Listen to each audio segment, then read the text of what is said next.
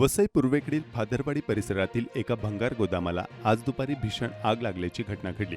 विद्या विकास आणि शाळेच्या पाठीमागे असलेल्या या गोदामात इलेक्ट्रिक वस्तू, जुन्या फ्रीज, एसी आणि अन्य भंगार साहित्य ठेवले होते।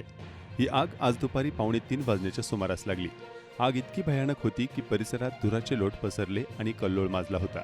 आगीचे कारण अद्याप स्पष्ट झाले नाही, तरी प्राथमिक अंदाजानुसार तेथे शेडच्या वेल्डिंगचं काम चालू असताना आग लागली असल्याची शक्यता व्यक्त केली जाते। आगीची माहिती मिळताच वसई विरार महानगरपालिकेच्या अग्निशमन दलाच्या गाड्या तातडीने घटनास्थळी दाखल झाले असून आग आटोक्यात आणण्यासाठी शर्थीचे प्रयत्न सुरू आहेत। गोदाम पूर्णपणे आगीच्या भक्षस्थानी गेले आहे। सुदैवाने या घटनेत कोणतीही जीवितहानी झाली नाही, मात्र मोठ्या प्रमाणात मालाचे नुकसान झाल्याची शक्यता आहे।